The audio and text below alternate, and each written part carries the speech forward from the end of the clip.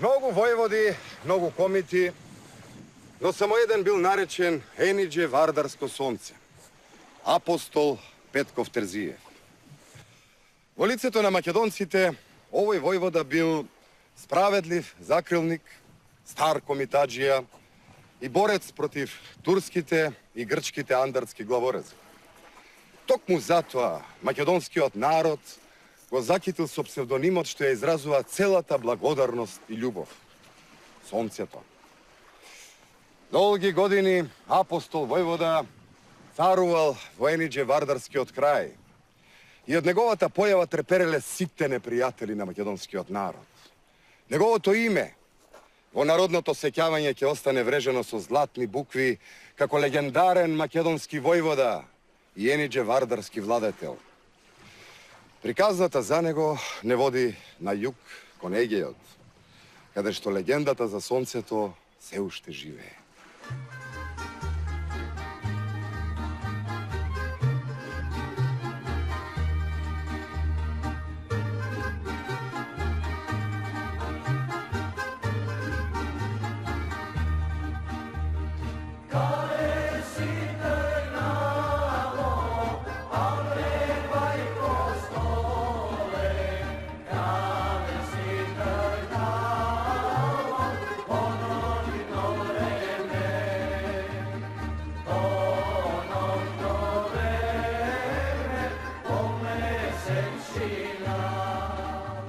Македонското револуционерно движење од крајот на 19-тиот и почетокот на 20-тиот век, предводено од Македонската револуционерна организација, изфрлило на површина повеќе херои и легенди. Типичен пример за тоа е апостол Терзиев Петков.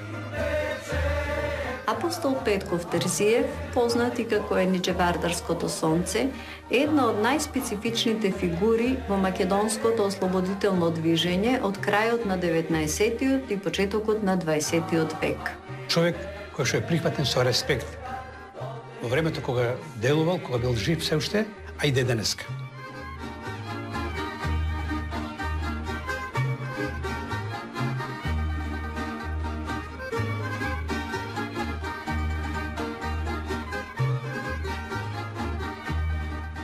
Апостол Петков е роден 1869 година во село Бојмица, кој што тогаш административно припаѓа кон Гевгелиската каза, но всушност тоа е дел од пошироката област Бојмија, во оној дел од Македонија кој се наоѓа јужно од Гевгелија, а десно од реката Вардар, сместено во пазувите на Пајак планина. Таму поминувала железницата 1883 година и потоа тука се наоѓате и Ениđe Вардарското блато, Пајак планина, така да тоа е еден познат терен каде што можело да се развијат и револуционерно движење. Апостол немал можности да се школува. За него школа биле неговиот дом и неговото село. Тој потекнува од непокорното ајдучко и револуционерно семејство Терзиеви. Неговиот постар брат Митре бил ајдук во Пајак планина. Митре бил учесник и во Кресненското востание. По Кресненското востание Митре се враќа во својот роден крај и ајдукувал по Пајак планина. Растејќи во таква семејство, каде што тајноста морало да биде на ниво, кога братно Митре доаѓал од време на време во нивната семејна куќа, тој и неговиот брат со респект го гледале својот постар брат како доаѓа со пушката, со ајдоската или униформата што имал како војводска.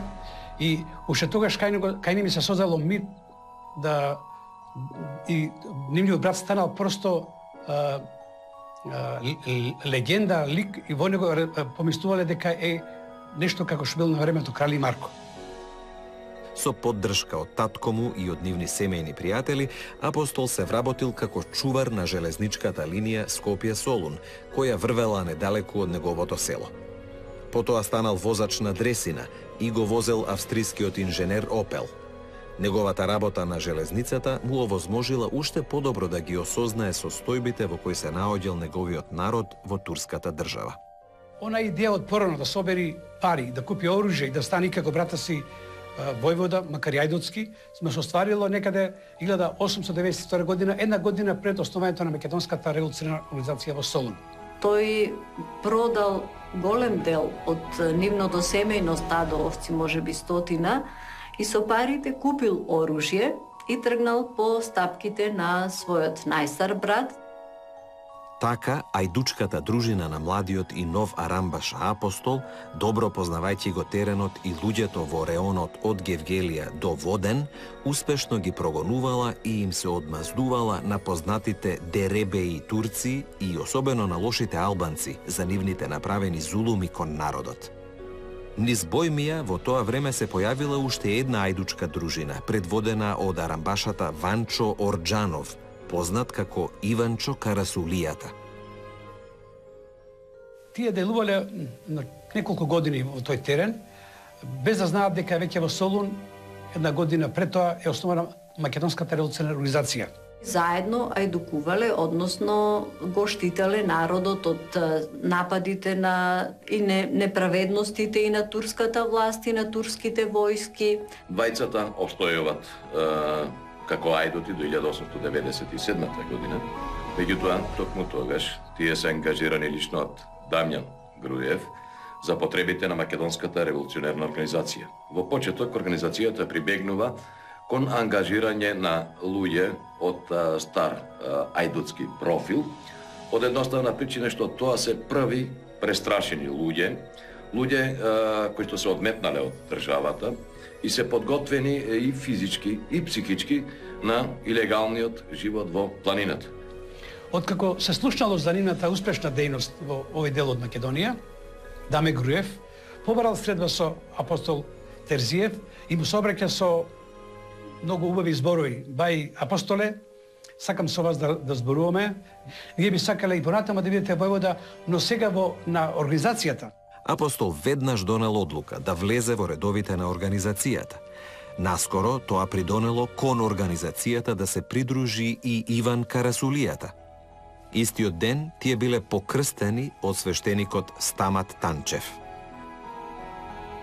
И многу голем печаток му ставило покрстувањето што го извршил свештеникот Стамат, кој што зборувајќи му врз Библија, Евангелие, Свето писмо и со кама и со револвер, повторувајќи зборовите дека треба да се борите за Македонија и дека ако евентуално погрешите, треба да знаете дека ќе бидете погубени со оваа кама и со овој револвер. И всушност, тие двајцата ја сочинуваат и се водачи на првата чета на Македонската револуционарна организација во Солунскиот вилает воопшто. Зарем македонецот не е човек за да живее слободно? Зарем македонецот не е слободен за да го дише чистиот воздух и да му се радува на животот како што му се радуваат другите слободни народи? Така апостол ја заменил ајдучката активност со апостолската. Во таа смисла, тој сериозно се зафатил со посветување на народот и со ширење на организационата мрежа. Најголем проблем во тој однос представува нивната непокорност, нивната недисциплина, а тоа го манифестирале во 1898 година, кога двајцата го извршиле киднапирањето на Туран Бек, некаде околу селото Костурино, Струмичко денес, значи на патот помеѓу Валандово и Струмица, и за овој откуп добиле 2000 лири. Намерата на таквите откупи, кои што биле поддржувани од организацијата во тоа време, всушност е парите да се внесат во касата на организацијата и со тоа и овие средства да се искористат за натамошно вооружување на населението и купување на оружје за потребите на организацијата. Меѓутоа, во случајот Иван Карасулијата одбил да ги даде и да ги внесе овие средства во касата на организацијата, дури по известно натегање и преговарање, а посредникот бил Аргир Манасиев, како на подсмев внеле само 400 лири во касата на организацијата. Тоа е причината поради која што двајцата за кратко време ја изгубиле довербата во Централниот комитет и од тој период организацијата ќе настојува на одреден начин да ги дистанцира од македонското револуционерно движење, при тоа не сакајќи да примени крајни мерки кон нив, иако имало и такви размислувања дури за нивна ликвидација, меѓутоа, со оглед на фактот дека тие во меѓувреме покажале невидена храброст на теренот со ликвидација на одредени моќни насилници, ајдут и други одметнати и така натаму, значи на своевиден начин пак се појавувале како заштитници на обичното селско население и во таа смисла организацијата не сакајќи да ги изгуби, била толерантна, сепак ја толерира нивната дејност, но од друга страна им праќа емисари кои што всушност треба да ги превоспитат и да ги дисциплинираат. Во тој поглед огромни напори вложил Михаил Апостолов Попето. Тој е всушност човекот, родоначалник воопшто на Четничкиот институт на Македонската револуционерна организација во Солунскиот вилет. Откако војводата Иван Карасулијата преминал на страната на Врховниот македонски комитет во 1902 година, Апостол добил наредба од Централниот комитет да ја разоружа четата на Карасулијата. Меѓутоа, Апостол Петков, знаејќи го добро војводата Иван и сметајќи го за вреден борец, вешто одбегнал да ја спроведе оваа наредба. До Илинденското востание, војводата Апостол Петков Терзиев со својата чета дејствувал во Енидже Вардарско. Пред Солунската провала во 1901 година, како секретар на четата на војводата Апостол Терзиев, бил назначен Аргир Манасиев. Подоцна Манасиев формирал своја чета, но и двете чети соработувале заедно на теренот, посветувајќи се на апостолската работа за ширење на ослободителната идеја меѓу народот. Апостоловата чета првпат се судрила со турската војска во 1897 година, во близина на село Грубевци, и притоа успешно ја разбила противничката војска без ниту една жртва на своја страна. Овој настан го подигнал духот и моралот кај населението. Потоа следале битките во село Горгоник, кај селата Бераковица, Либјахово и Тушилово. Потоа заедно со четите на Крсто Асенов и Трајко Јотов кај селото Постол. Но од сите најболна за четата на војводата Апостол била битката во родното село на Апостол, Бојмица, на Великден 1901 година. Со 40 востаници дошол во своето родно село. Може би сакале и да го прослават и Великден, но биле предадени. Тоа е наше предавство. За тоа што биле предадени, затоа што Аскер доаѓал од повеќе места во неговото родно село, бил обавестен од еден турски ага. Видете, тој имал пријатели и меѓу турците. Откако дознал дека голем турски Аскер Баши Бозук го садисало неговото родно село, пред да го постоеле две можности. Или да го напушат веднаш селото, или да се борат, да дават отпор. По оваа битка, авторитетот на војводата Апостол Петков, а со тоа и на организацијата во овој крај, пораснал уште повеќе, со оглед на фактот дека четата, иако била малубројна и опколена од сите страни со многуброен Аскер и Башибозук, во две куќи каде што била сместена, не само што успеала да се извлече, туку и да му нанесе на противникот тежок пораз. И интересно е тоа што овој судар дури е регистриран и нотиран во вестникот, во официјалниот вестник на тоа време на организацијата Слобода или смрт, кој што е редактиран од Пејо Јаворов.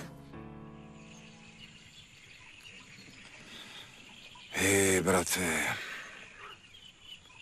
колку крв се пролеа, а Македонија уште не е слободна.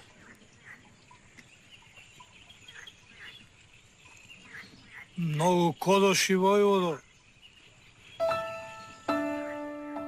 Напуштајќи го селото, тргнувајќи по Пајак планина, со својата чета, таа од тие што останале, рековме, најголем број останале живи, дижејќи се нагоре, солзи му течеле на војводата, а не сакал сепак да востаниците негови да го видат, да видат неговата слабост, како војводата плачи. Тој плачел не само за смртта на брата си, својот братовчет и своите останици. Плачел зошто, работејќи толку години во овој крај, сепак не успел да се справи со предавниците. Како последица на ваквите инциденти, покрај жртвите се јавувале и провали на организацијата. Тоа се одразувало негативно врз нејзиниот развој, конспирација, ширење на организационата мрежа и подготовка за востание. Во Енидже Вардарско најмногу се почувствувале последиците од Валандовската провала, која почнала во декември 1899 и од Солунската провала од јануари 1901. Провалите ги принудиле голем дел од легалните раководители на организацијата да преминат во илегалност. Во Бојмија, по бројните провали, особено по судирот во село Бојмица, се стестувал просторот за движење на револуционерните чети, поради што војводата Апостол, заедно со своите четници, бил принуден, додека да се подсмири ситуацијата во областа, да замине за Бугарија.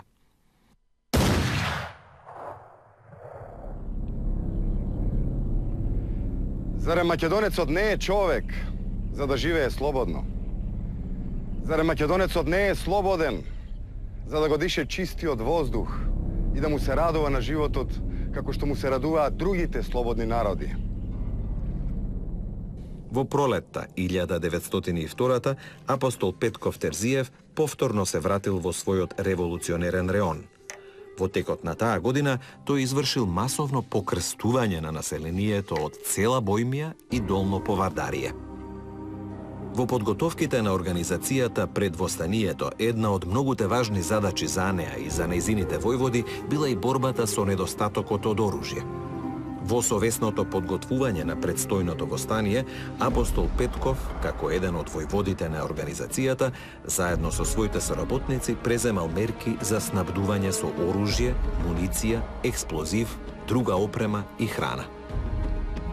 Апостол успешно го раководел Реонскиот револуционерен комитет во пресрет на Илинденското востание. За таа цел, тој го поделил реонот на 4 подреони, со пунктови и со началници.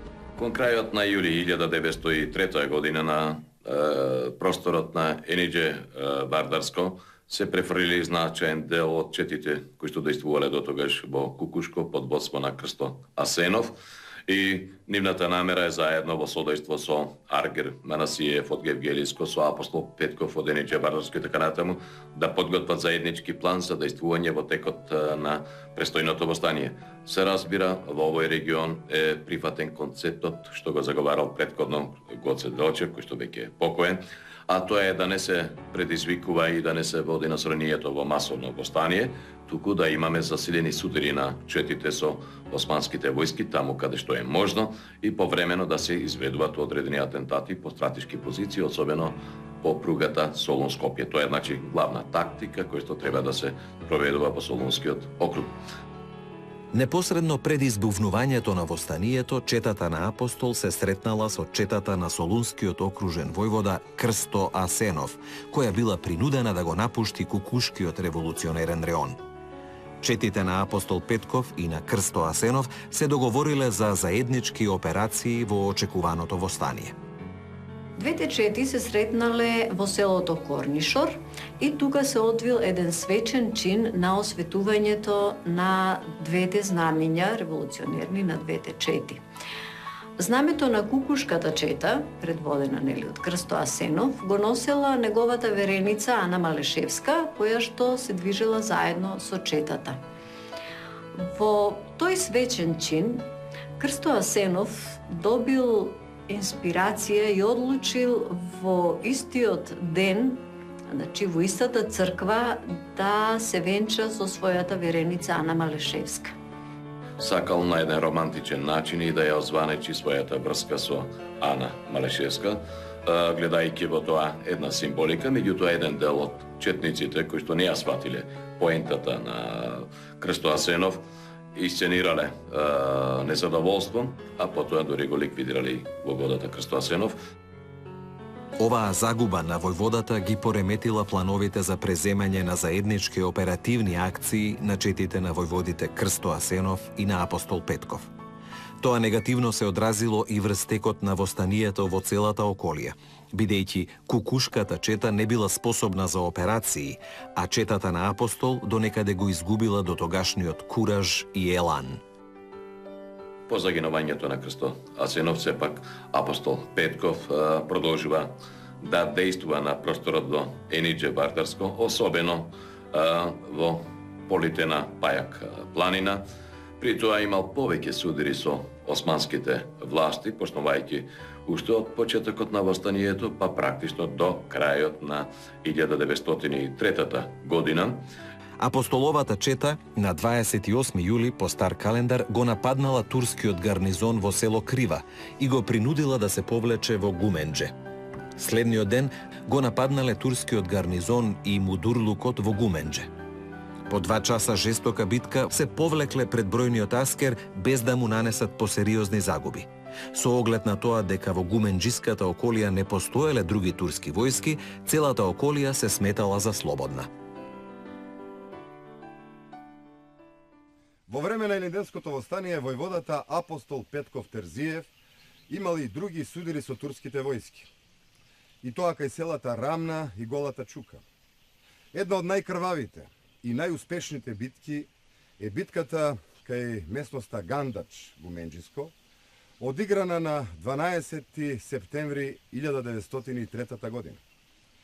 Тука се бореле обединетите чети на војводите апостол Терзиев, Иван Карасулијата и дел од Кукушката чета предводена од војводата Гоце Несторов.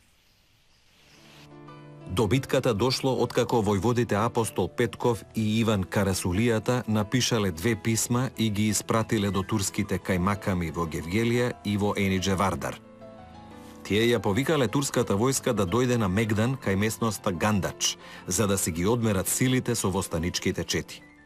3 дена откако го напишал писмото, тие пристигнале на Гандач, добро ја знаеле територијата, секоја педа на тоа место, дури и секоја карпа, секој камен, дури и потоците, дури речината, дури и дрвата кај што можеле да се слонат. Биле 130 души на број. Аскерот дошол 1200 души, дури меѓу другото и конјаница. Поставувајќи засада и на некој начин доведувајќи ги во ситуација на клешта, османските сили кои што дошле на Гандер да се пресметат со нив, имаат огромни загуби, како во убиени, така и ранети. Недобро пресметале, конјаницата не можела добро да делува на тоа редесто место и таа најмногу дала тука жртви. Од Аскерот околу 180 души биле ликвидирани, сгинале. Додека во битката востаниците кои што добиле добро наоружани, добро го знале како што кажа теренот, многу малку жртви дале. Се знае дека единствена жртва е тоа што го изгубиле едно од најпознатите кукушки револуционарни лидерски знамена. А четата на апостол Петков и Иван Карасулијата приквечер на Јуриш се избегли од местото со минимални загуби. Значи тоа е една многу печатлива битка. Таа битка многу позитивно одјекнала среда македонскиот народ, затоа што 130 души да се спрдистават на востаници од 1200 души е за респект и тогаш и денеска. Така да ова битка се зборува и е опишена во многу народни песни. Битката по Гандач. На Гандач планина малихери пукаа како моми пееја. Апостол си седеше, команда си даваше. Еј, вија момчиња, ретко фрлајте. Ретко фрлајте, само в месо гледајте.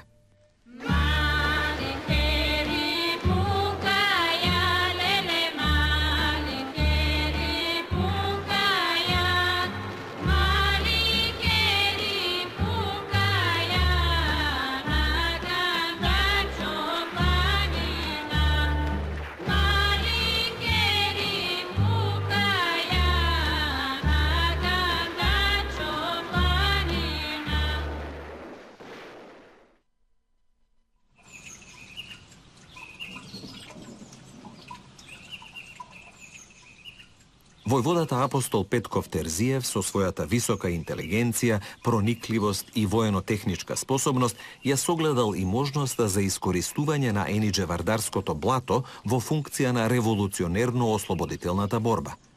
Кога Пајак планина станувала несигурна, а полето ќе поцрнеело од Аскер, апостол, како некој цар од приказните, исчезнувал во своето блато. Во даден критичен момент, овде можеле да се засолнат оперативните чети, да се направат складови за храна и други потреби на четниците и во релативно поголем мир и сигурност да се лекуваат ранетите четници. Како и многу други македонски војводи, и апостол Петков по Илинденското востание заминал за Бугарија. Меѓутоа, она што го согледал и почувствувал во Софија, длабоко го разочарало. Поради тоа, набргу во февруари 1904 година, се вратил назад во Енидже Вардарско, посветувајќи се на возобновување на раздробената организација по востанието. Македонецот не жали што ќе загине од куршумот на непријателот и спремен е да го прави тоа се до денот на неговото конечно ослободување.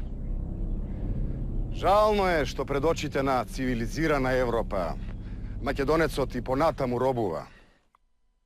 За разлика од многу војводи кои што во текот на 903 година дејствувале за време на востанието, а од кога османските сили преминале во офанзива, ја напуштиле територијата на Македонија и заминале во Бугарија или на други места, апостол Петков е еден од малкуте такви кој што останал на теренот за да ја одржува кондицијата на македонското население и воопшто да покаже дека и понатаму продолжува да функционира македонската револуционерна организација на овој простор. Тоа е време кога тој најчесто дејствува заедно со Аргир Манасиев. За да му покаже на населението дека неговата чета се уште е тука да го штити народот, дека апостол војвода е со него, дека ослободителната борба продолжува, влегувал во ризик и се судирал со Аскерот.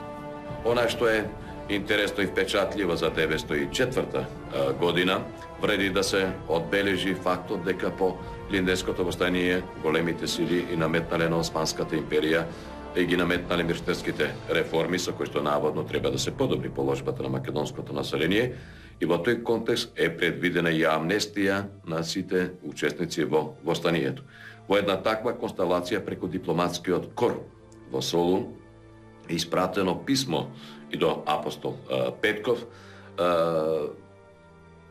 да ја напушти илегалната активност и да се легализира пред османските власти. Се разбира и тој како и мнозина други, бидејќи такви иницијативи постоели во Битолскиот вилет, каде што биле активни Дамјан Груев, Пере Тошев, Христо Озунов и редица други револуционери.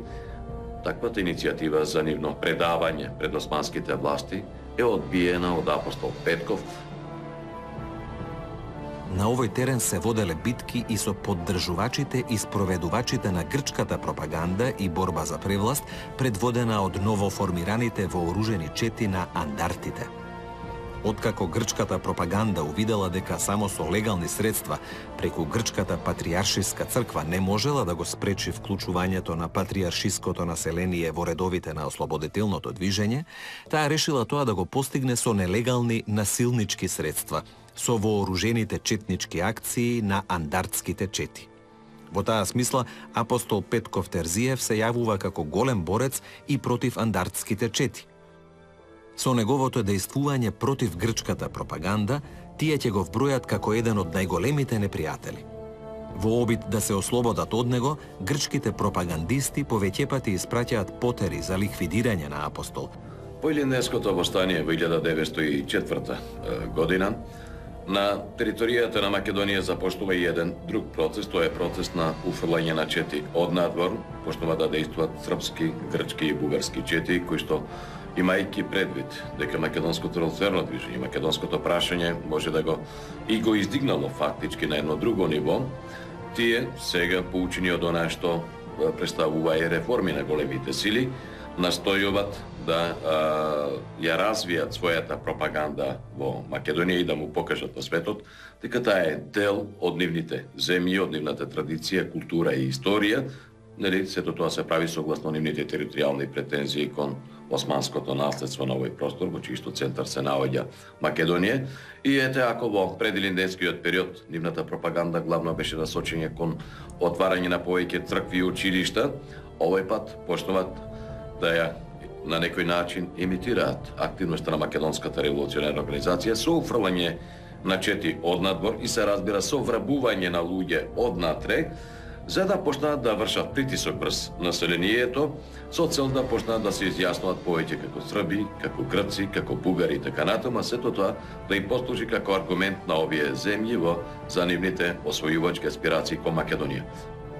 Апостол Петков Терзиев едноставно ги чистел предавниците и измамниците, издигнувајќи и бесилки покрај патиштата, при што никогаш не заборавал да остави писмена белешка, подпечатена со неговиот војводски печат, со објаснување на причините за дотичното убиство.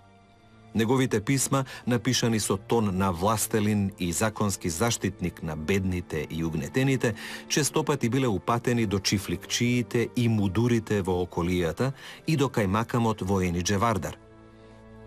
Апостол се јавувал во улога на голем заштитник на својот народ и со издавањето на една наредба во 1905 година, со која им се забранува на албанските бегови да ги користат селските пасишта за своите стада, апостол наредува пасиштата да се користат исклучиво за стадата на селаните. Неговата намера со оваа мерка била големите земјопоседници да почнат да ги продаваат своите чифлици. Андарството се јавило во овој дел од Македонија како резултат на тоа што дотогаш грчката пропаганда се повеќе и повеќе имала неуспеси, не можела преко Цргатската патријаршија и преко своите владици и на друг начин да има успех во овој дел од Македонија. Таа се обидела со вооружени чети, главно на грчки воени лица или тие што ќе ги придобили или што ги плателе со пари да делуваат за да она македонско население кој што било патријаршиско да го задржат во редовите на патријаршијата. Така да дојде многу немилен настан. Оние што били патријаршисти, тие да ги сметале за своја партија, за грчка партија, а тие што ја прифатиле бугарската екзархија, екзархистите, да ги сметат за своји противници. Во овој судир, во овој дел од Македонија, апостол Петков Терзиев бил прекрасен борец, затоа што после Лиденското встание тој повеќе имал судир со андарските чети, одошто што имал со турските чети, затоа што андартите се покажале поголеми борници против македонците, некои турскиот аскер. Во една таква констелација која се обидува да ја воспостават својата мрежа на територијата на Македонија, токму грчкиот консул од Солун се обидел преку посредници да го ангажира апостол Петков, ветувајќи му оружје и финансиски средства, доколку премине на грчка страна и доколку продолжи да се бори во Македонија во интерес на грчката кауза. Апостол Петков всушност станал најголемиот противник и борец против грчките андарски чети, кои што на овој простор вршеле секаков терор врз локалното македонско христијанско население. Во тој контекст апостол Петков води многу борби и судари со грчките андарски чети, а главниот театар на овие борби е токму Енидже Вардарското блато.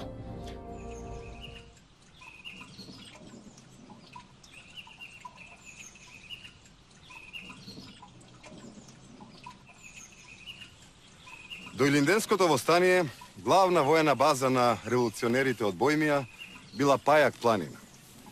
По востанието се создала уште една слична таква база, која станала позната и надвор од Македонија. Тоа е базата создадена во Енидже Вардарското езеро, или познато како Пазарското блато, односно ѓоло. За да може револуционерите подобро да функционираат, тие изградиле неколку наколни коливи, сокриени внатре, во трските, во самото езеро. Првата колиба била подготвена во местноста Оджова Дема и на барање на војводата Апостол била претворена во болница. Тука, за почеток, биле сместени 6 ранети комити. Движењето и снаоѓањето во просторот меѓу високите трски низ блатото воопшто не било едноставно. Следната колиба била изградена кај местноста Карачувка и била наречена Џамли колиба, поради тоа што имала стаклени прозорци. Во оваа колиба бил сместен штабот на војводата Апостол Петков Терзиев. Блатото го претворил во еден вистински бастион, во кој што подоцна ќе се одвиват најинтересните епизоди од македонската револуционерна борба. Базите на војводата Апостол Петков во ѓолот биле напаѓани и од турскиот аскер и од андартските чети, но никогаш не биле освоени. Кон крајот на 1904-та, Апостол заминал за Бугарија, за да се снабди со оружје и со други потребни материјали за својата револуционерна околија. А кога зборуваме веќе за битките, ние знаеме уште една битка после Лиденското востание. Таа е година и половина нешто подоцна, таа е од 1. март 1905 година, кога војводата заедно со гевилискиот војвода Сава Михайлов Савата се враќаат од Софија со 18 товари на оружани со оружје и муниција, натоварени на којни, на маски, на магарина, на кобили, но биле предадени за жал предавство. Тоа е многу лош момент во нашата национална историја и биле преследнати од бројен аскер кај местото Смол, Ѓеѓелиско. За разлика од Гандачов, да немале таква убава местоположба, целодневно имале како се вика бои и скоро целата чета на Ѓеѓелискиот војвода тука настрадала и дури на крајот Ѓеѓелискиот војвода Савата, за да не падне жив во раците на аскерот, си го одзел животот со отров, но за среќа на војводата Ениџе Вардарски, тој еден негов останик успеал да се спаси. Можда интересно е што многу брзо после овој судир се појавиле разни информации и шпекулации во врска со настанот што се случил кај селото Смол. Се споменува дека во овој судир загинал Леонид Јанков, понатаму се споменува Иван Карасулијата, но најчесто споменувана личност како сигурно загина тука е апостол Петков. Интересно е таа приказна, дали апостол загинал или не во судирот кај Смол, се провлекува дури до 1907 година, иако тој понатаму продолжи да функционира на теренот. Дури во дипломатскиот кор во Солун се создаде една фама дека во овој регион постои некој псевдоапостол, кој всушност, криејќи се зад ликот и храброста на вистинскиот апостол, испраќа писма од негово име, се со цел за да се одржува моралот кај населението дека нивниот локален херој, дека нивниот јунак апостол не загинал. Војводата апостол Петков во својата база во Ениџе Вардарското блато бил посетен од повеќе видни раководители на организацијата. Тука, по востанието, најпрвин дошол Даме Груев.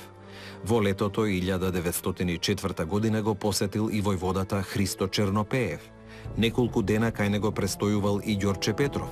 За во 1906 година кај апостол да наврати и Борис Сарафов. Во последните денови од февруари 1906 во блатото пристигнал воденскиот војвода Лука Иванов. Со него бил и американскиот новинар Алберт Сониксен, кого луѓето од организацијата го третирале како внатрешен член на организацијата. По двегодишен престој меѓу македонските револуционери во Бугарија, Сониксен го научил јазикот, ги запознал и се зближил со македонските револуционери. Едноставно ја засакал Македонија и ги опишал незините страдања и борби во многу автентични и содржајни дописи во американските весници.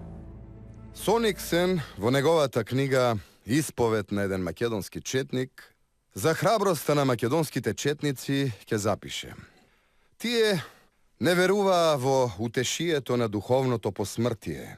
Умираат со ниту малку помала драматичност од првите маченици на христијанството. Треба да се одбележи како рекорд дека никоја чета не му се предала на непријателот, иако за такво нешто секогаш имало предлог. Многу ретко некој четник бил жив заробен.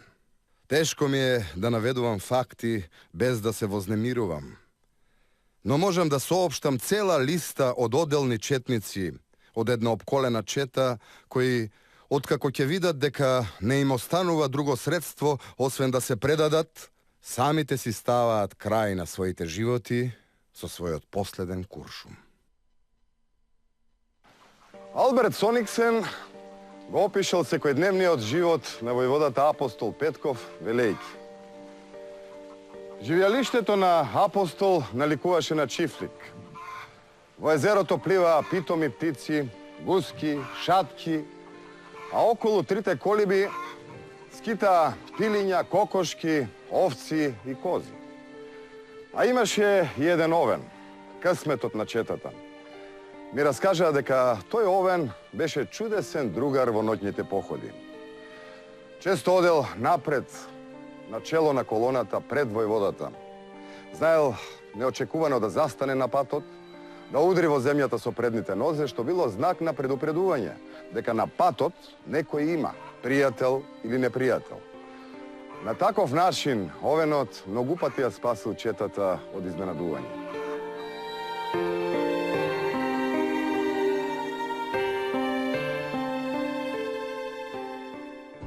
До војводите во ѓолот стигнале поплаки од селаните од селата западно од езерото, кои добиле писма од андартите со заканувачка содржина, подпишани од андартскиот капетан Костас Агритас. Кога Агритас преминал од зборови на дела и ги нападнал селаните во селата Света Марина и Голо село, во нивна одбрана и заштита тргнале комитите од ѓолот. Како база и поддршка на андартите било селото Ниси, од кое и некои селани заедно со андартите учествувале во нападите на Света Марина и Голо село. Поради тоа, војводите Лука и Апостол биле принудени да се одлучат да го запалат селото Ниси. Четниците им пружале голема помош на селаните да се извлечат, да го спасат својот добиток и друг имот и да останат со што помали последици од пожарот. Опожарувањето на село Ниси ги натерало турците да преземат такви мерки против ѓолот, што во догледно време ги оневозможило контактите меѓу колибите и селата.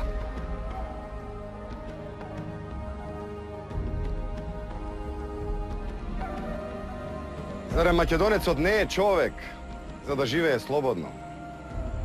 Зарем македонецот не е слободен за да го дише чистиот воздух и да му се радува на животот како што му се радуваат другите слободни народи? Во октомври 1906 година Апостол добил абер од енидже-вардарските големци дека доаѓа некој роднина на султанот Абдул Хамид и се интересира за Апостол и бара да го посети во неговата база. Тоа било малку чудно за Апостол, затоа што од страна на турските власти тој нели бил сметан за разбойник, за опасен човек. Војводата ги собрал на советување своите десетари и од нив добил поддршка да се сретне со високиот гостин. Пред да донесе одлука, се посоветувал и со Сониксен.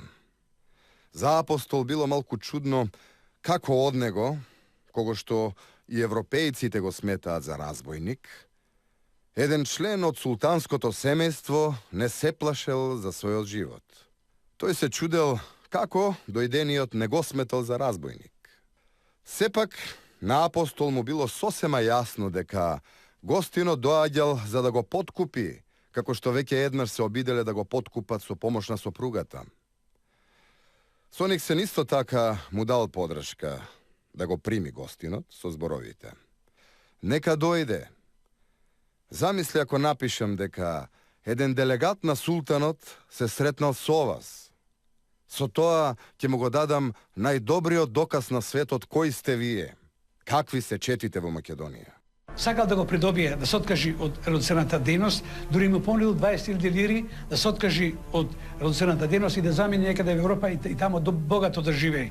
Меѓутоа, војводата не сакал да ја прифати неговата понуда, затоа што знаел дека тоа не е тоа што се борел, а му одговорил дека со тие пари подобро султанот да го слободи, да ја слободи рајата, слободно да живее, него ли вие тоа мене што ми го нудите. Дури бил поканет да оди во Стамбул, во престолот на султанот, или да биде на овој султански роднина, да биде гостин, но се разбира дека тоа војводата Апостол не го прифатил. Неспорно, ова е превземено од други разузнавачки причини, со цел да се види начинот на преживување на четата на Апостол Петков, за да потоа османските власти превземат пожестока акција координирана со грчките андарди за негово истерување од блатото. И навистина, 2-3 месеца после тоа следеше жестока османска офанзива. Кон крајот на 906 започнува еден покоординиран притисок на османските војски врз блатото, но тука се во исто време и грчките андарски чети и тие напаѓат од сите страни врз Апостол Петков. Така што веќе во почетокот на 1907 година по еден жесток притисок и целосното уништување на едно негово одделение од 10 луѓе во блатото, самиот Апостол Петков е принуден дефинитивно да го напушти блатото и да се пресели во Пајак планина. На тој начин, значи, по една долготрајна војна на два фронта, војна против османските војни сили кои што имале официјално 120 милиметарска артилерија, кои што подготвили специјално бронирани, односно оклопни лодки, и на друга страна сиот андарски потенцијал, значи дури по 3 години успеале да го протерат од Енидже-Вардарското блато. За време на Младотурската револуција во 1908-та, која влеваше надеж за демократизација на земјата и за подобрување на состојбите, четите на организацијата го положиле оружјето и свечено влегувале по населените места. За време на Младотурската револуција 1908 година, апостол Петков Терзиев, како и многу други војводи, скоро сите војводи од Македонската револуционерна организација, се легализирал со својата чета. И тоа е еден процес во кој што сите поверувале дека Османската империја се преродува, дека нешто ново ќе се случи, и затоа најголем дел од револуционерните чети кои што действувале на просторот на Македонија, користејќи го моментот на привремената слобода, влегуваат на разни начини, со четите триумфално парадираат се, фотографираат се, држаат митинзи и така натаму. Апостол Петков со својата чета влегува многу церемонијално и театрално во Енидже-Вардар, влегува со пајтон, придружен со музика, честопати го терал деновите додека престојувал легално во Енидже-Вардар, движејќи се по улиците, населението и да ја свири неговата песна која што е создадена за време на неговиот живот, Абребај по столе, каде што тој е опеан како Енидже-Вардарско сонце.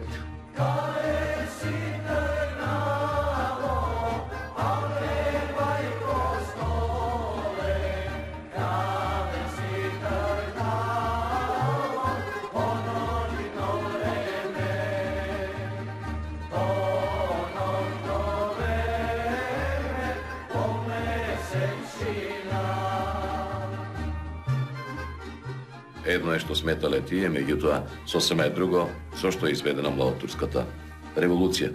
Всушност, Младотурската револуција најчесто се гледаше досега како на некој позитивен чин во ситуацијата во Македонија, меѓутоа таа револуција е превземена се со цел за да се спречи откинувањето на Македонија од Османската империја. Апостол повторно, значи, се повлекол од легалност и заминал за Бугарија, каде што не се задржал долго време, не бил задоволен од многу состојби, формирал таму друга чета и во 1910 година повторно, значи, се враќа со чета, со оружје, се враќа на својата револуционерна дејност во својот роден крај.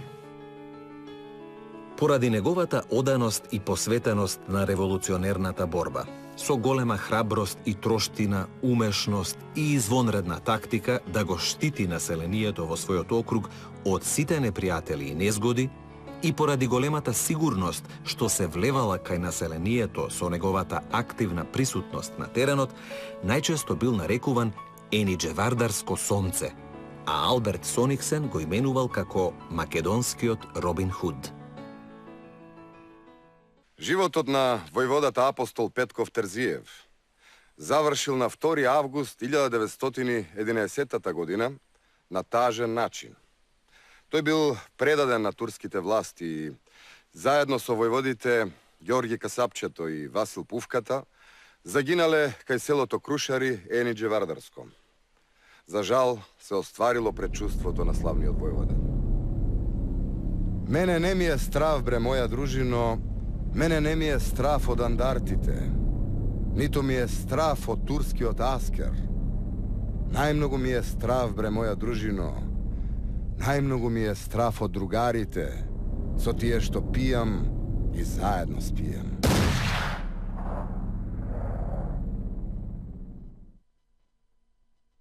Апостол Петков Терзиев е едно од најкрупните имена во нашата национална историја кога станува збор за овој дел од Македонија.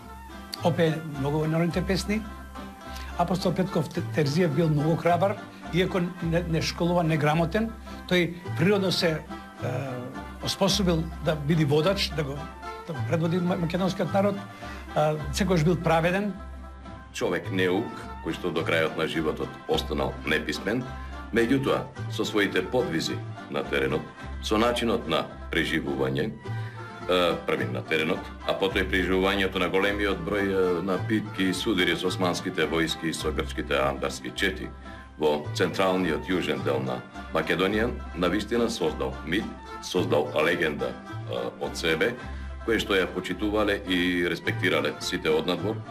Војводата Апостол Петков Терзиев со целокупната своја посветеност на македонското ослободително движење и македонското револуционерно движење, значи може да се каже дека има големо значење не само за роднокрајната историја, туку за македонската ослободителна приказна.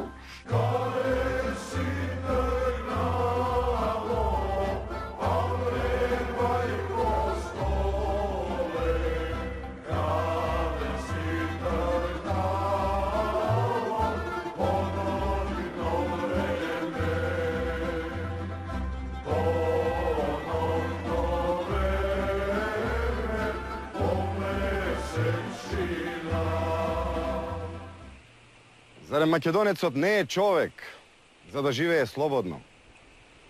Зарем македонецот не е слободен за да може да го дише чистиот воздух и да му се радува на животот како што му се радуваат другите слободни народи?